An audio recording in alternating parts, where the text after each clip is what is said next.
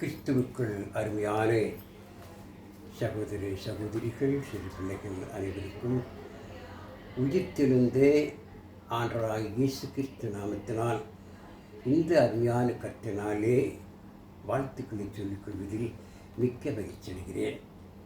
எனக்கு அன்பார்ந்தவர்களே, இந்த நாளுக்கு நம் அனைவருமாக ஒன்று கூடி பரலோகத்தின் தேவனை ஆவியோடும் உண்மையோடும் சாக்கியத்தை பெற்றமைக்காக நாம் தேவனுக்கு முதலாவது நன்றி செல்வோம். இப்பொழுது இந்த அருமையான கர்த்தனாலே கர்த்தர் தொழுகை தொகுப்பனமாகவும் தேவனுக்கு மகிமையாக நம்முடைய பாடல் புத்தகத்தில் 153வது பாடலை நாம் பாடுவோம். சீனைய தீபன்னம் கர்த்தருக்கே செலுத்துவம் கனமும் மகிமேயும் அற்புதமே தம் அன்பருக்கு அதை அறிந்தே அகமகிழ்வோம், அதை அறிந்தே அகமகிழ்வோம்.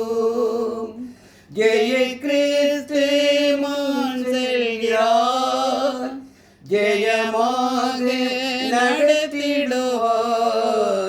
ஜெய கீதங்கள் நாம் பாடி ஜெய கொடியும் ஏற்றிடுவோம். ஜெயம் அல்லேலூயா அவர் நாமத்திற்கே, ஜெயம் அல்லேலூயா அவர் நாமத்திற்கே. தாய் மறந்தாலும் நான் மறவேன், தீக்கற்றோராய் விட்டு விடேன். என்றுரைத்தம்மை தேற்றுகிறார், என்றும் வாக்கு மாறிடாரே, என்றும் வாக்கு மாறிடாரே. ஜெய கிறிஸ்து முன் செல்கிறார், ஜெயமாக நடத்திடுவார். ஜெய கீதங்கள் நாம் பாடி ஜெய கொடியும் ஏற்றிடுவோம். ஜெயம் அல்லேலூயா அவர் நாமத்திற்கே, ஜெயம் அல்லேலூயா அவர் நாமத்திற்கே. மெய்ப்பெண்ணில்லாத ஆடுகட்கு நானே நல்ல மெய்ப்பெண் என்றார். இன்ப சத்தம் பின் சென்றிடுவோம், இன்ப பாதை காட்டிடுவார், இன்ப பாதை காட்டிடுவார்.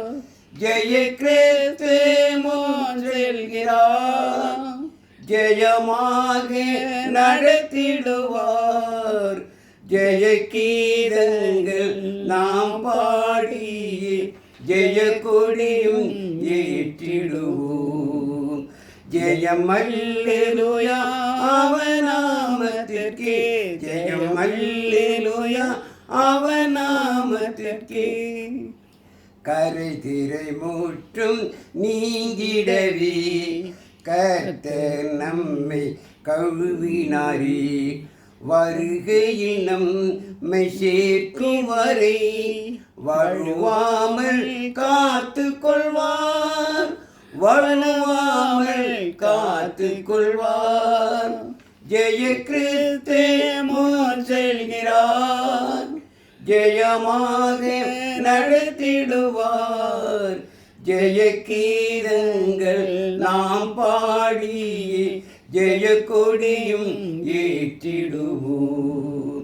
ஜெயம் அல்லேலூயா அவர் நாமத்திற்கே, ஜெயம் அல்லேலூயா அவர் நாமத்திற்கே. ஜெபம் செய்வோம்.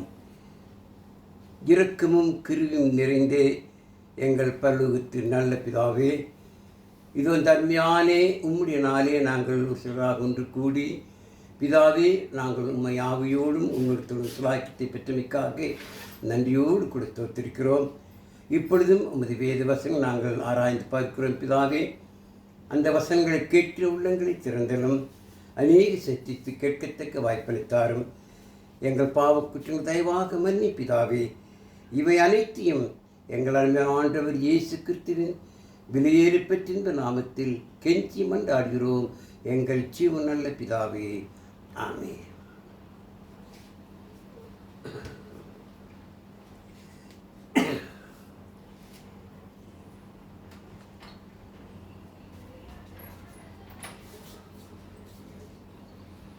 எனக்கு அன்பார்ந்தவர்களே, இந்த நாளும் நாம் அனைவருமாக ஒன்று கூடி கர்த்தருடைய வசனங்கள் தியானிக்கத்துக்கு பரலோக தேவனுக்கு இந்த வாய்ப்பை தந்திருக்கின்றார். எனக்கு அன்பார்ந்தவர்களே, இன்றைய உலகிலே கர்த்தருடைய வசனத்தை அநேகர் இன்னும் தெளிவாக புரிந்து கொள்ளாத மக்களாக இருப்பதை குறித்து உண்மையிலேயே நாம் வருந்த வேண்டியதாக இருக்கிறது. பாருங்கள், பரலோக தேவன் உலக மக்களால் நமக்கு இப்படித்தான் நடக்க வேண்டும், இப்படித்தான் வாழ வேண்டும் என்பதை அறிந்து கொள்ளும்படியாக அவர் நமக்கு தன்மையான பரிசுத்த வேதாகமத்தை கொடுத்திருக்கிறார். எனக்கு அந்த பரிசுத்த வேதாகமம் நமக்கு கிடைப்பதற்கு அநேக அடையாளங்களை, அற்புதங்களை தேவன் அவருடைய பிள்ளைகள் மூலமாக செய்தார். ஆனால் இயேசு கிறிஸ்து மூலமாக அநேக அற்புதங்கள் அடையாளம் செய்யப்பட்டது. அப்போஸ்தலர் மூலமாக நடந்த அடையாளத்தின் மூலமாக இந்த வேத வசனமால் உறுதிப்படுத்தப்பட்டிருக்கிறது. அப்படிப்பட்ட இந்த வேத வாக்கியங்களை நாம் அநேகர் என்ன செய்கிறார்கள், சரியாக புரிந்து கொள்ளாமல் இருக்கிறார்கள். அன்பார்ந்தவர்களே, கர்த்தருடைய வார்த்தை சத்தியமானது. தேர்த்தியை வாசிக்கும் பொழுது யோவான் 8ஆம் அதிகாரம் 32ஆம் வசனத்துக்கு அந்த நாளில் நீங்கள் கவனத்தை செலுத்தலாம். பாருங்கள், யோவான் 8:32. சத்தியத்தையும் அறிவீர்கள், சத்தியம் உங்களை விடுதலையாக்கும் என்றார். ஆண்டவராகிய இயேசு கிறிஸ்து ஊழியம் செய்த காலத்தில் அவர் யூதரின் மத்தியிலே போய், நான் தேவனால் அனுப்பப்பட்டவர், தேவ சத்திய பெறர், அவருடைய வசனங்களை சொல்லும்படியாக நான் உங்களுக்கு அனுப்பப்பட்டவர் என்று சொல்லும் பொழுது அநேகர் ஆண்டவரை நம்பாமல் விசுவாசியாமல் இருந்தார்கள். அவர் முன்பதாக ஆண்டவராகிய இயேசு கிறிஸ்து அநேக அடையாளங்களை செய்தார். நான் தேவனால் அனுப்பப்பட்டவன் என்பதை சொல்லி அதை அவர்கள் விசுவாசிக்கும்படியாக செய்தார். இப்படி ஆண்டவர் அந்த யூத ஜனங்கள் மத்தியிலே தேவ வசனத்தை போதிக்கும் வேளையில் அநேகர் என்ன செய்தார்கள், இயேசுவின் பின்னே வந்தார்கள், இயேசுவை விசுவாசித்தார்கள். பாருங்கள், அதே அதிகாரம் 30-32 வாசிக்கும் பொழுது, இவைகளை அவர் சொல்லுகையில் அநேகர் அவரிடத்தில் விசுவாசம் வைத்தார்கள். இன்றைய உலகில் கூட அநேகர் ஆண்டவரை விசுவாசிக்கிறார்கள். உண்மைதான். விசுவாசங்களுக்கு விசுவாசித்து நம்புகின்றது பாருங்கள். ஆகவே அப்படிப்பட்ட ஜனங்கள் மத்தியில் ஆண்டவர் சொன்ன வார்த்தை பாருங்கள், இயேசு தம்மை விசுவாசித்து யூதர்களை நோக்கி, நீங்கள் என் உபதேசத்தில் நிலைத்திருந்தால் மெய்யாகவே என் சீஷராய் இருப்பீர்கள். ஆண்டவராகிய இயேசு கிறிஸ்துவை பின்பற்றக்கூடிய மக்கள் எப்படிப்பட்டதாக இருக்கிறது என்று சொன்னால், ஆண்டவராகிய இயேசு கிறிஸ்துவின் உபதேசத்துக்கு கீழ்ப்படிய வேண்டும். ஆண்டவர் இயேசு கிறிஸ்துவின் வார்த்தைக்கு கீழ்ப்படிய வேண்டும். ஆண்டவர் இயேசு கிறிஸ்துவின் வார்த்தை சத்தியமானது, அது சத்தியம். ஆகவே ஆண்டவர் சொல்றார், சத்தியத்தையும் அறிவீர்கள், சத்தியம் உங்களை விடுதலையாக்கும். ஆண்டவர் இயேசு கிறிஸ்துவின் வார்த்தை சத்தியம், அது தேவனால் கொடுக்கப்பட்ட வார்த்தை. ஆனால் இயேசு குறித்து சொல்லும் பொழுது பாருங்கள், இந்த வார்த்தை குறித்து அவர் சொல்லும் பொழுது அதை யோவான் 17ஆம் அதிகாரம் 17ஆம் வசனத்துக்கு நான் கவனித்து செலுத்தலாம். பாருங்கள், யோவான் 17:17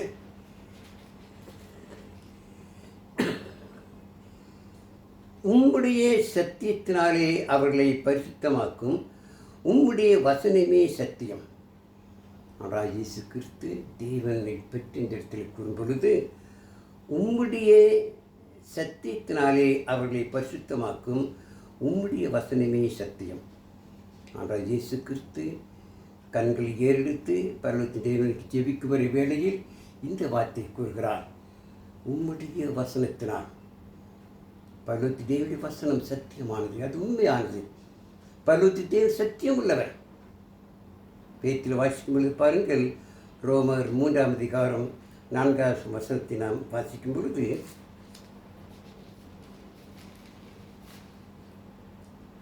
ரோமர் 3ஆம் அதிகாரம் 4ஆம் வசனத்தில் பாருங்கள்,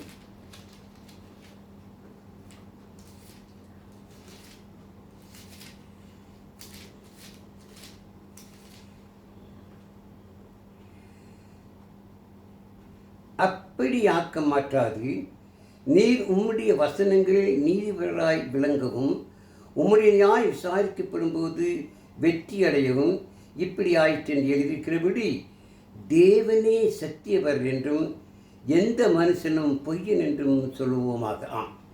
தேவன் சத்தியவர், அவருடைய வசனங்கள் சத்தியமானது. பாருங்கள், தேவனுடைய வசனத்தை தான் ஆண்டவராகிய இயேசு கிறிஸ்து உலக மக்களான அனைவருக்கும் போதித்தார்.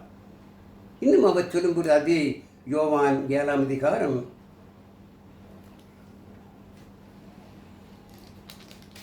28ஆம் வசனத்தை பாருங்கள். அப்பொழுது இயேசு தேவாலயத்தில் உபதேசிக்கையில் சத்தமிட்டு, நீங்கள் என்னை அறிவீர்கள், நான் எங்கேருந்து வந்தேன் என்று அறிவீர்கள். நான் என் சுயமாய் வரவில்லை, என்னை அனுப்பினவர் சத்தியமுள்ளவர், அவரை நீங்கள் அறியாமல் இருக்கிறீர்களாம். ஆண்டவராகிய இயேசு கிறிஸ்துவை அனுப்பினவர் சத்தியமுள்ளவர், பழுத்தேவ் சத்தியபரர். அவர்தான் உலக மக்களான நமக்காக தம்முடைய குமாரனை இந்த பூவுலகில் அனுப்பினார். ஆண்டவராகிய இயேசு கிறிஸ்து வந்து உலக மக்களை பார்த்து, அவர் வருத்தப்பட்டு பாரம்பரியத்திலே எல்லார் எண்ணத்தில் வாருங்கள், நான் உங்களுக்கு இளைப்பாறுதல் தருவேன், என் நுகம் லகுவாயும் மெதுவாயும் இருக்கிறது, என்னை பின்பற்றி என் நுகத்தை நீங்கள் ஏற்றுக்கொண்டு நீங்கள் என்ன செய்யுங்கள், ரட்சிப்படைவீர்கள் என்று சொன்னார். இளைப்பாறுதல் பெறுவீர்கள். இளைப்பாறுதல் பெற வேண்டும் என்று சொன்னார். நம்முடைய ஆத்துமாக்கள் ஆதாயப்பட வேண்டும் என்று சொன்னார். ஆண்டவராகிய இயேசு கிறிஸ்துவின் உபதேசத்துக்கு நீங்கள் கீழ்ப்படிய வேண்டும். அது சத்தியமானது, அது உண்மையானது. இதைத்தான் பரலோகத்தின் தேவன் பரிசுத்த ஆவியார் மூலமாக பரிசுத்த வேதாகமத்திலே பதிவாக்கப்பட்டிருக்கிறது. பாருங்கள், ஆவியானவர் வேத வசனத்து மூலமாக நம்மோடு கூட பேசுகிறார். தேவ சத்தியபரர், அவர்கள் அனுப்பப்பட்ட ஆண்டவராகிய இயேசு கிறிஸ்து சொல்லுவது சத்தியம். அந்த சத்தியத்திற்கு நீங்கள் நான் விசுவாசிக்க வேண்டும். இந்த கண்ணீர் ஆண்டு விசுவாசிக்கிறார்கள், இல்லை என்று சொல்லவில்லை. விசுவாசித்தால் மாத்திரம் போதாதன்மார்களே, ஆண்டவராகிய இயேசு கிறிஸ்துவின் உபதேசத்துக்கு கீழ்ப்படிய வேண்டும். வேதத்தில் வாசிக்கும் பொழுது மத்திய 7ஆம் அதிகாரம் 21ஆம் வசனத்திலே, பரலோகத்திற்கு பிதாவின் சித்தத்தின்படி செய்கிறவனே பரலோக ராஜ்யத்தில் பிரவேசிப்பானே அல்லாமல் என்னை நோக்கி கர்த்தாவே கர்த்தான்னு சொல்ல நினைச்ச மாட்டான், அதில் பிரவேசிக்க மாட்டான். அநேக நாளில் வந்து ஆண்டவரே உமது நாமத்தினாலே நாங்கள் பிசாசுகளை துரத்தினோம், உமது நாமத்தினாலே நாங்கள் அடையாளங்கள் அற்புதம் செய்தோம் என்பார்களாம். அப்போ ஆண்டவர் சொல்வாராம், அக்கிரம செய்யக்காரரு என்னை விட்டு அகன்று போங்கள் சொல்வாராம். அடுத்த வசனத்தை வாசிக்கும்போது, நான் சொல்லியே என் வார்த்தைகளை கேட்டு அதன்படி செய்கிறவன் கண்மலை மேல் தன் வீட்டை கட்டினே புத்தியில மனுஷனுக்கு ஒப்பாயிருப்பான். ஆண்டவராகிய இயேசுவுக்கு சொன்ன வார்த்தைகளை கேட்டு அதன்படி நடக்கிறவர்கள் அவர்கள்தான் தேவனுடைய பிள்ளையாக இருக்க முடியும். அவர்கள்தான் தன் வீட்டை கண்மலையில் கட்டப்பட்ட புத்தியில மகளாக இருக்க முடியும். அவர்தான் தேவனுக்கு ஏற்ற மக்களாய் வாழ முடியும். இதைத்தான் ஆண்டவராகிய இயேசு கிறிஸ்து உலக மக்களுக்காக அவர் சிலுவை சுமந்து மரித்து அடக்கம் பண்ணப்பட்டு 3ஆம் உயிரோடு எழுந்து தான் உயிரோடு எழுந்ததை 40 நாள் நிரூபித்து காண்பித்து அவர் பரலோகத்தில் செல்வதற்கு முன்பதாக தம்முடைய அப்போஸ்தலரை பார்த்து சொன்னார்.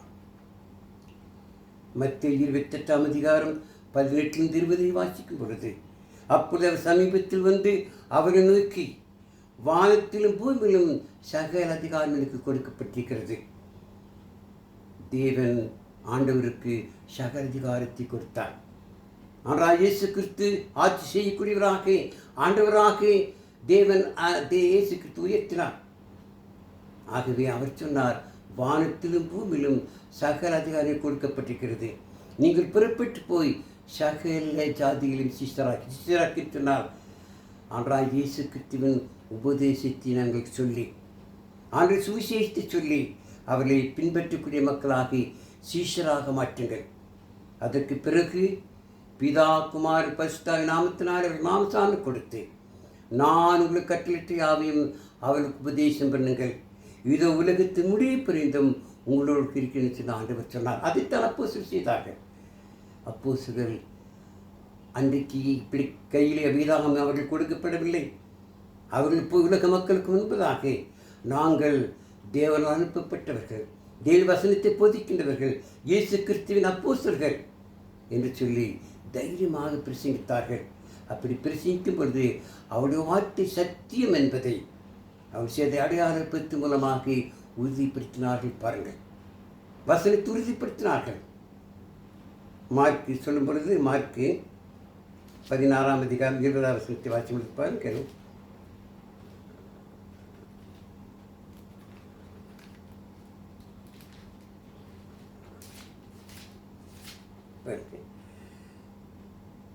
அவர்கள் புறப்பட்டு போய் எங்கும் பிரசங்கமினார்கள். கர்த்தர் அவர்களை கூட கிரியை நடப்பித்து அவர்களால் நடந்த அடையாளங்களினாலே வசனத்தை உறுதிப்படுத்தினார்கள். வசனம் சத்தியமானது. அந்த சத்தியத்திற்கு நீங்கள் நான் செவிசாய்க்க வேண்டும். ஆனால் சொல்லும் பொழுது கூட சத்தியத்தை அறிவீர்கள், சத்தியம் உங்களை விடுதலையாக்கும். என் கண்பாந்தரே, ஆனால் இயேசு கிறிஸ்துவ வசனங்கள் சத்தியமானது, உண்மையானது, அது பொய்யல்ல. ஆகவே இந்த சத்தியத்திற்கு நீங்கள் நானும் கீழ்ப்படிய வேண்டும். இந்த சத்தியத்தை கீழ்ப்படிந்தால் மாத்திரம்தான் அந்த பரலோக பாக்கியத்தை பெற்றுக்கொள்ள முடியும். நாம் நித்திய ஜீவனை பாதுகாத்துக் கொள்ள முடியும். நாம் ஜீவன மக்களாக வாழ முடியும். பாருங்கள், ஆகவே ஆண்டவராகிய இயேசு கிறிஸ்து உலக மக்களுக்கு முன்பாக வந்து நான் தேவ குமாரன் நிரூபிக்கும்படியாக, ஜீவன் தேவ குமாரன் என்பதை நிரூபிக்கும்படியாக, அவருடைய வசனங்களை உறுதிப்படுத்தும்படியாக அநேக அடையாளங்களை அற்புதங்களை ஜனங்கள் முன்பாக செய்தார். அப்படி செய்ததன் மூலமாக வசனமாக உறுதியாக்கப்படும். அந்த வசனத்தை தான் ஆண்டவராகிய இயேசு கிறிஸ்து அப்போஸ்தலருக்கு பிரசங்கிக்கும்படியாக சொன்னார். அப்போஸ்தலர் பிரசங்கித்தார்கள். முதலாக கிபி 33ஆவது வருடத்திலே பெந்தேகோஸ்து நாளன்று திரளான ஜனங்கள் மத்தியிலே பேதுரு இந்த சத்தியத்தை, ஆண்டவராகிய இயேசு கிறிஸ்து சொன்ன வசனங்களை, அவர் சுவிசேஷத்தை அங்கு பேதுரு பிரசங்கித்த பொழுது திரளான ஜனங்கள் கேட்டார்கள். ஆனால் எல்லாரும் அதை கேட்டதோடு விட்டுவிட்டார்கள், விசுவாசிக்கவில்லை. ஆனால் விசுவாசித்து அந்த வசனத்தை ஏற்றுக்கொண்டவர்கள் 3000 பேர். 3000 பேர் அப்போஸ்தலரை பார்த்து கேட்டார்கள். அவர் இறுத்து குத்தப்பட்டலாக மாறினார்கள். ஆனால் இயேசு கிறிஸ்துவை பற்றி பேதுரு பிரசங்கித்த பொழுது, இயேசு கிறிஸ்து தேவன் அனுப்பப்பட்டவர், சத்தியத்தை போதித்தவர், அவர் மூலமாக தன் தீஜனை பெற்றுக்கொள்ள முடியும் என்று சொல்லி அப்போஸ்தலர் பிரசங்கித்ததை அவர்கள் கேட்டு இருதயத்தில் குத்தப்பட்டார்கள். அப்படிப்பட்ட இயேசுவையா நாங்கள் சிலுவையில் அறிந்து கொலை செய்தோம், அப்படிப்பட்ட இயேசுவையா நாங்கள் பிரார்த்தனைக்கு ஒப்பு கொடுத்தோம் என்று சொல்லி அவர் செய்த தவறை உணர்ந்தார்கள், இருதயத்தில் குத்தப்பட்டார்கள். ஆகவே அப்போஸ்தலரை பார்த்து கேட்டார்கள், நாங்கள் என்ன செய்ய வேண்டும்? அப்போது சொன்னார்கள், நீங்கள் மனம் திரும்புங்கள். இவர்கள் காலம் வாழ்ந்த வாழ்க்கையிலிருந்து, பாவமான ஜீவித்திலிருந்து, அந்த மோசையின் பிரமாணத்திலிருந்து, ஆண்டவராகிய இயேசு கிறிஸ்துவை கொலை செய்த அந்த பாவமான ஜீவித்திலிருந்து நீங்கள் மனம் திரும்பி என்ன செய்யுங்கள்? ஆண்டவராகிய இயேசு கிறிஸ்துவின் அதிகாரத்தின்படி நீங்கள் ஞானஸ்நானம் பெற்றுக்கொள்ளுங்கள். அப்பொழுது பரிசுத்த ஆவியின் வரத்தை பெறுவீர்கள். இந்த வாக்குத்தத்தமானது உங்களுக்கும் உங்கள் பிள்ளைகளுக்கும் தேவனால் கொடுக்கப்பட்டது. ஆகவே என்ன செய்யுங்கள்? இந்த மக்களை விட்டு பிரிந்து உங்களை பாதுகாத்துக்கொள்ளும் சொல்லி அறிவுரை சொன்னார்கள். அந்த ஆலோசனையை சந்தோஷமாக ஏற்றுக்கொண்டவர்கள், அந்த வார்த்தையை சந்தோஷமாக ஏற்றுக்கொண்டவர்கள் 3000 பேர் கிறிஸ்துவுக்கு அன்றைக்கு ஞானஸ்நானம் பெற்றான். அறிவார்கள் சத்தியத்திற்கு அவர்கள் கீழ்ப்படிந்தார்கள், சத்தியத்தை ஏற்றுக்கொண்டார்கள், வேத வசனத்துக்கு அவர்கள் தங்களோர் அர்ப்பணித்தார்கள். ஆகவே கீழ்ப்படிந்தார்கள். 3000 பேர் அன்றைக்கு முதலாக தேவனுடைய வார்த்தைக்கு செவிசாய்த்து கீழ்ப்படிந்தார்கள். பாருங்கள், அன்று முதற்கொண்டு அப்போஸ்தலர்கள் ஒவ்வொருவராக சென்று சுவிசேஷத்தை பிரசங்கித்தார்கள்.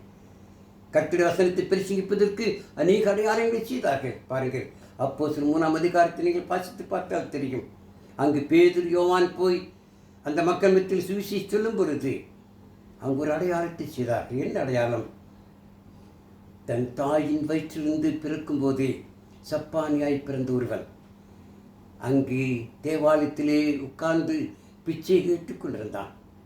அவனை போய் பேதுரு யோவான் பார்த்து, நீ எதிர்பார்க்கிற எங்களிடத்திலே உனக்கு கொடுப்பதற்கு எங்களிடத்திலே வெள்ளியோ பொண்ணோ இல்லை, வேண்டுமென்று செய்கிறோம் என்று சொல்லி அவன் கையை பிடித்து ஆண்டவராகிய இயேசு கிறிஸ்து நாமத்தினாலே எழுந்து நட என்று சொன்னார்கள். உடனே எழுந்தான். அவருடைய நரம்புகள் எலும்புகள் எல்லாம் பலம் கொண்டது. 40 ஆண்டு காலமாக சப்பானியாய் இருந்தவன். அவன் பிறக்கும் பொழுது சப்பானியாய் பிறந்தவன். அவன் எழுந்து குதித்து தேவனை துதித்து அப்போஸ்தலரோடு நடந்து செல்வதை அநேகர் பார்த்தார்கள். அநேகர் அதை நம்பினார்கள். ஆகவே பேதுருவினுடைய கர்த்தருடைய வார்த்தை, பேதுரு சொன்ன ஆண்டுடைய வசனங்கள் அங்கு உறுதியாக்கப்பட்டது. அநேகர் கீழ்ப்படிந்தார்கள், அநேகர் ஆசானம் பெற்றார்கள். பாருங்கள், ஆகவே கர்த்தருடைய வசனம் உறுதிப்படுத்தப்பட்டு சத்தியம் சத்தியமாக இருந்தது. சத்தியத்தை மறிவீர்கள், சத்தியம் விடுதலையாக்கும் என்று சொன்னபடி அநேகர் கர்த்தருடைய வசனத்தை கீழ்ப்படிந்தார்கள். சபையானது நாளுக்கு நாள் வளர்ந்து கொண்டே வந்தது. பாருங்கள், அந்த சபைதான் வேதாந்தம் சொல்லப்பட்ட சபை. அந்த சபையில் அங்கமாக வேண்டும் என்றால் நீங்கள் நானும் சத்தியத்திற்கு கீழ்ப்படி, சுவிசேஷத்துக்கு கீழ்ப்படி வேண்டும். ஆண்டவராகிய இயேசு கிறிஸ்துவின் உபதேச சட்டத்துக்கு கீழ்ப்படிய வேண்டும். இதுதான் சத்தியம். பாருங்கள், ஆண்டவராகிய இயேசுக்கு உபதேச சட்டம். ரோம சபைக்கு போய் அங்கு பவுல் பிரசங்கித்த பொழுது அநேகர் அந்த மோசே பிரமாணத்திலே ஜீவித்தார்கள், மோசே நியாய பிரமாணத்தில் வாழ்ந்தார்கள். அவர்கள் ஆண்டவராகிய இயேசு கிறிஸ்துவின் சுவிசேஷத்தை கேட்டபோது அதை விசுவாசித்து அந்த உபதேசத்தை கீழ்ப்படிந்தார்கள். அந்த உபதேசத்தை கீழ்ப்படிந்ததினால் பவுல் தேவனை ஸ்தோத்திரிக்கிறேன், நீங்கள் இப்பொழுது உபதேச சட்டத்துக்கு கீழ்ப்படிந்தனால் என் தேவனை ஸ்தோத்திரிக்கிறேன் சொல்லி பவுல் சந்தோஷமாக இங்கு ஊழித்து செய்தார். பாருங்கள், ரோமர் 6ஆம் அதிகாரம் 16ஆம் வசனத்தை நாம் வாசிக்கலாம். பாருங்கள், இப்படி சத்தியமானது நாளுக்கு நாள் அப்போஸ்தலர் மூலமாக பிரசங்கிக்கப்பட்டு இன்றைக்கும் அந்த சத்தியத்திற்கு கீழ்ப்படிந்து நீங்கள் நானும் ஆண்டவராகிய இயேசு கிறிஸ்துவின் ராஜ்யமானே அவர் சபையிலே அங்கமாயிருக்கிறோம். இது ஒரு மார்க்கம், சத்திய மார்க்கம். ஆண்டவராகிய இயேசு கிறிஸ்து மார்க்கத்தை நமக்கு தந்தாரை தவிர மதத்தை உருவாக்க வரவில்லை. இன்றைக்கு மதத்தின் பெயரில் அநேக மக்கள் சார்கள் வாழ்ந்து கொண்டிருக்கிறார், மதத்தை சார்ந்தவர்களாக. அதனாலே நாம் மார்க்கத்தை சார்ந்தவர்களாக இருக்க வேண்டும். ஜீவனுள்ள மார்க்கம், இது சத்திய மார்க்கம். ஆகவே தான் சத்தியபரர் பரிசுத்த தேவன் மூலமாக ஆண்டவராகிய இயேசு கிறிஸ்து இந்த வசனங்களை போதித்தார். அந்த இயேசு கிறிஸ்து குறித்து சொன்னார். பாருங்கள், நான் சுயமாக பேசவில்லை. பாருங்கள், அது யோவான் 12ஆம் அதிகாரம் 49 வசனத்துக்கு நாம் கவனத்தை செலுத்தலாம். பாருங்கள், யோவான் 12:49.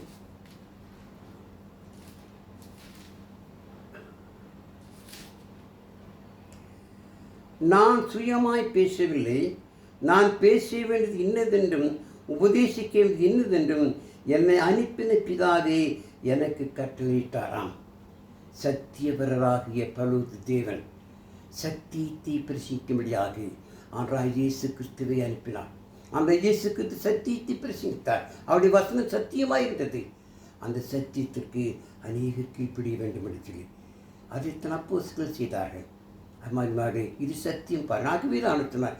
சத்தியத்தையும் அறிவீர்கள், சத்தியம் உங்களை விடுதலை. அப்படி சத்தியத்தை கேட்டு விசுவாசித்தவர்கள் பழைய பாவமான ஜீவித்திலிருந்து ஆண்டவராகிய இயேசு கிறிஸ்து ராஜ்யத்திலே பிரஜைகளானார்கள், அழைக்கப்பட்டார்கள், பரிசுத்தமாக்கப்பட்டார்கள். தேவனுடைய சபை ஆண்டவராகிய இயேசு கிறிஸ்து ராஜ்யத்திலே அங்கமாக்கப்பட்டார்கள். பாருங்கள், அப்போஸ்தலர் 2ஆம் அதிகாரத்தில் வாசித்து பார்த்தால் தெரியும். அன்றைக்கு பேதுருவின் பிரசங்கத்தின் மூலமாக 3000 கிறிஸ்துவுக்குள் பிறந்தார்கள். அப்போஸ்தலர் 2ஆம் 47 வசனத்தை வாசித்தார். தேவனை துதித்து அநேகர் கர்த்தருக்கு தேவனுடைய வசனத்துக்கு கீழ்ப்படிந்தார்கள். ரட்சிக்கப்பவர்களை கர்த்தர் அனுதினமும் சபையிலே சேர்த்து கொண்டு வந்தார். கர்த்தருடைய வசனத்துக்கு கீழ்ப்படி, சத்தியத்துக்கு கீழ்ப்படிந்தவர்கள். இதைத்தான் அப்போஸ்தலர்கள் உலகமெங்கும் சென்று பிரசங்கித்தார்கள். கர்த்தருடைய வசனத்தை, ஆண்டவராகிய இயேசு கிறிஸ்து சுவிசேஷத்தை பிரசங்கித்தார்கள். அந்த சுவிசேஷமானது கெட்டுப்பவர்களுக்கு என்னவாய் தோன்றுதாம்? பைத்தியமாய் தோன்றுதான். ஆனால் ரட்சிக்கப்படுகிற மக்களுக்கு அது தேவ பலனாக இருந்தது. பாருங்கள், இந்த கர்த்தருடைய வசனத்தை உபதேசத்தை கேட்டு அதை விசுவாசித்து பழைய பாமால் ஜீவித்து மனம் திரும்பி தாங்கள் விசுவாசத்தை அழிக்க செய்து பாவ மன்னிப்பு நாசான பெற்றவர்களுக்கு அது தேவ பலனாக இருந்ததாம். அவர் ரட்சிக்கப்படும்படி மரண பருதி அணிந்து அந்த பரலோக பாக்கியத்தை பெறுவதற்கு ஆண்டவராகிய இயேசு கிறிஸ்துவின் சுவிசேஷம், அவருடைய உபதேசம் தேவ பலனாக இருந்தது. இன்றைக்கு நமக்கு அது தேவ பலனாக இருக்கிறது. ஆகவே ஆண்டவர் சொன்னார், சத்தியத்தையும் அறிவீர்கள், சத்தியம் உங்களை விடுதலையாக்கும். நம்மை விடுதலையாக்குவது, நம்மை பருவத்துக்கு அழைத்துச் செல்வது இந்த கர்த்தருடைய வசனம் பாருங்கள். ஆக இந்த வசனத்தை நீங்கள் நினைச்சிடுமா, நான் விசுவாசித்து அதுக்கு கீழ்ப்படி இந்த வசனம் எனக்கு போதுமானது பாருங்கள். பரிசுத்த போல் தீமைத்தை கிளம்பும் பொழுது இப்படி எழுதுகிறார் பாருங்கள். 2 தீமைத்து 3ஆம் அதிகாரம் 16-17 வாசிக்கலாம் பாருங்கள்.